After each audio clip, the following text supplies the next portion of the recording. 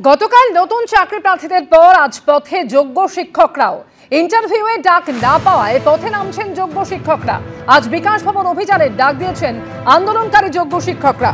এর আগে গতকালই আমরা দেখেছিলাম যে নতুন চাকরি প্রার্থীরা তারা পথে নেমেছিলেন এবং আজকে যোগ্য শিক্ষকরা তারা পথে নামছেন, বিকাশ ভবন অভিযানের ডাক দিয়েছেন।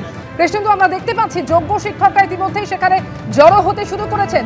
বিকাশ ভবন অভিযানের ডাক দেওয়া হয়েছে, কর্মসূচি তার মানে শুরু হওয়ার মুখে।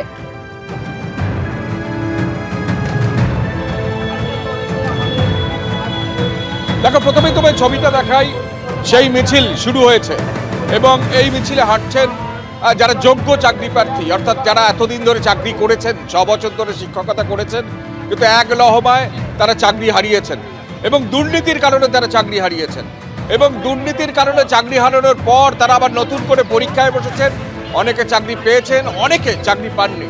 চাকরি পাননি এমন সংখ্যা অনেকে আছেন, তারা প্রশ্ন তুলছেন তারা কি দোষ করলেন। আমি সেই ছবিটা একদম সরাসরি দেখাতে বলবো আমাদের ক্যামেরা পার্সনকে, প্রবীর সামন্তকে, যে এই মিছিল শুরু হয়েছে করুণাময়ীর মোড় থেকে বিকাশ ভবনের দিকে যাবে। তুমি জানো যে গতকালই নতুন চাকরি প্রার্থীরা তারা এই জায়গাতেই আন্দোলন করেছিলেন, তারা প্রশ্ন তুলেছিলেন।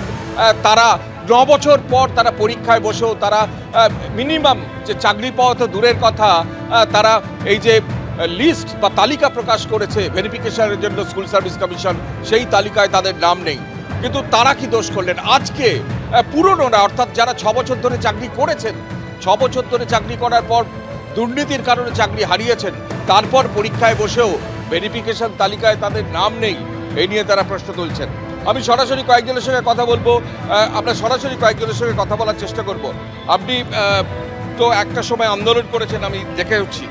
আপনি কি এই নাম উঠেছে আপনার তালিকায়? না না না, আমার 11-12 হয়নি, তো সেই কারণে প্রচণ্ড দুশ্চিন্তার মধ্যে দিয়ে রয়েছি। জানি না আগামী দিনে 9-10-এর যে রেজাল্টটা বেরোবে সেখানে আমি চান্স পাবো কি না। তো এজন্য আমাদের সবার তরফ থেকে সরকারের কাছে বিনীত অনুরোধ, যত শীঘ্রই সম্ভব নবম দশমের রেজাল্ট পাবলিশ করার জন্য এবং 11-12 সবাই মানে যাতে সবাই আমরা ইন সার্ভিস যারা রয়েছি আমরা যেন সবাই চাকরিতে অন্তত বহাল থাকতে পারি। আর চাকরি যদি না পাই তাহলে জানি না যে আগামী দিনে আমাদের কিভাবে কাটবে, এবং এটা আমাদের একটা হকের চাকরি, আমাদের একটা নিজেদের যোগ্যতায় পাওয়া যে সম্মান, সেই সম্মানটাকে আমাদেরকে কেড়ে নেওয়া হয়েছে।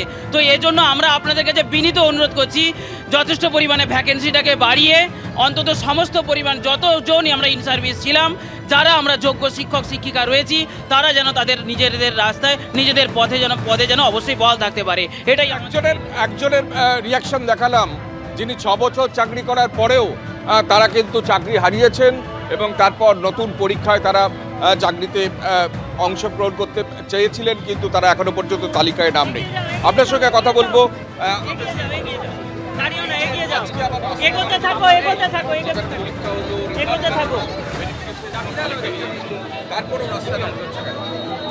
তারপরেও রাস্তায় নামতে হয়েছে, কারণ যে ভেরিফিকেশন লিস্ট বেরিয়েছে অলরেডি, তাতে আমাদের প্রচুর 11-12-এর ক্যান্ডিডেট যারা যোগ্য ছিল 2016 যারা যোগ্যতার সাথে চাকরি পেয়েছে, যাদের এগেনস্টে কোনো দুর্নীতি প্রমাণিত হয়নি, তারা কিন্তু এই ইন্টারভিউ কলের জন্য তারা ডাক পায়নি, কিন্তু তাতে তো তারা প্রমাণিত হয় না, তারা অযোগ্য।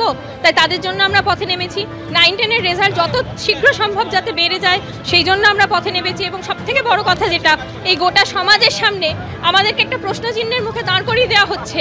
এবং যে গেজেট প্রকাশিত হয়েছিল পরীক্ষার আগে, সেখানে স্পষ্ট লেখা আছে যে 80 নম্বরের উপর পরীক্ষা হবে, 60 নম্বরের রিটেন পরীক্ষা, 10 নম্বরের এক্সপিরিয়েন্স মার্কস এবং 10 নম্বর একাডেমিক।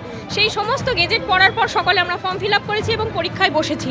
তা সত্ত্বেও আজকে যখন ইন্টারভিউ প্যানেলের নাম বেরোলো, তখন কিন্তু একদল সমাজের কিছু স্বার্থ সিদ্ধি করার জন্য কিছু সুবিধাবাদী লোক এবং ফেসেসরা তারা একটা গোটা সমাজের বুকে ন্যারেটিভ চালাচ্ছে যে আমাদেরকে দয়াপরবশত হয়ে 10 নম্বর দেওয়া হচ্ছে। পরিণতির জন্য দায়ী কে?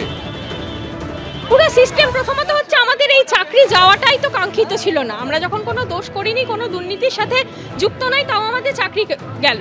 মহামান্য সুপ্রিম কোর্টে আমাদেকে রিভিউ পিটিশনের সময় আনটেন্টেড বলে ঘোষণা করা হলো, তারপরেও তারা আমাদের চাকরি ফিরিয়ে দিলেন না। কিসের বিচার ব্যবস্থা, যেখানে এই দুর্নীতির সাথে যুক্ত মানুষরা বেকসুর খালাস হয়ে যায়, কিন্তু আমরা রাস্তায় দাঁড়িয়ে আছি?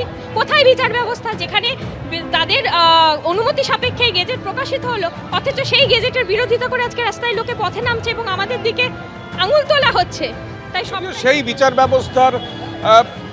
বিচার ব্যবস্থার জন্যই আজকে নতুন করে পরীক্ষায় বসে এদের অনেকেই চাকরি পাওয়ার সুযোগ তাদের কাছে এসছেন। কিন্তু অনেকে অভিযোগ করছেন তারা চাকরি পাননি। আমরা যে ছবিটা দেখতে পাচ্ছি, প্রচুর শিক্ষক শিক্ষিকা তারা এখানে হাজির হয়েছেন, যারা 6 বছর ধরে চাকরি করেছেন, প্রাতিষ্ঠানিক দুর্নীতির কারণে চাকরি হারিয়েছেন এবং তারপর তারা এই চাকরি হারানোর পর পরীক্ষায় বসেও অনেকে সুযোগ পাননি। আপনারা পেয়েছেন ভেরিফিকেশন? হ্যাঁ হ্যাঁ না পাইনি। না পাইনি। না পাইনি পাইনি না 11-12 পাইনি। পাইনি না পরীক্ষা হ্যাঁ অর্থাৎ এখানে দেখা যাচ্ছে প্রায় সিংহভাগ, আমি কয়েকজনের সঙ্গে কথা বললাম, সিংহভাগ কিন্তু তারা এখনো পর্যন্ত ভেরিফিকেশন বা ইন্টারভিউ তালিকার জন্য তারা ডাক পাননি। চাকরি তো দূরের কথা, তারা প্রশ্ন তুলছেন তারা এতদিন ধরে চাকরি করলেন, 6 বছর ধরে চাকরি করলেন, ফের যোগ্যতার পরীক্ষা দিলেন এবং যোগ্যতার পরীক্ষা দেওয়ার পর তারা কিভাবে চাকরি আর পাবেন।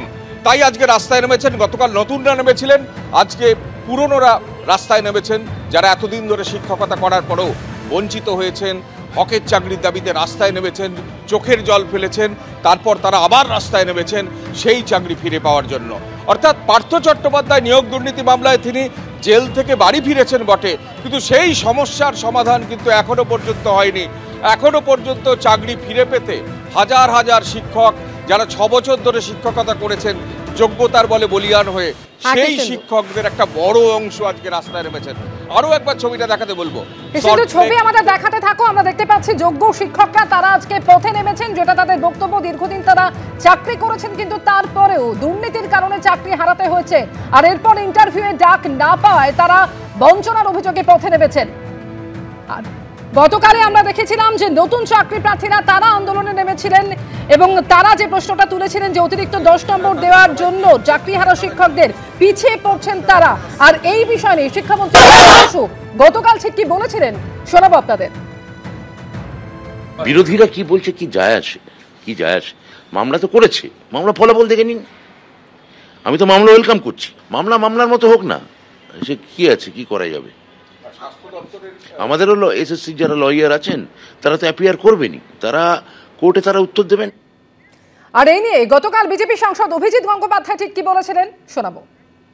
আমি আশা করছি এই সম্পর্কে কোনো মামলা ফাইল হবে, হাইকোর্টেই হোক বা সুপ্রিম কোর্টেই হোক, এবং এই টোটাল জোচ্চুরিটা এক্সপোজ করে দেওয়া হবে। হঠাৎ নতুন রুল তৈরি করা হলো কেন?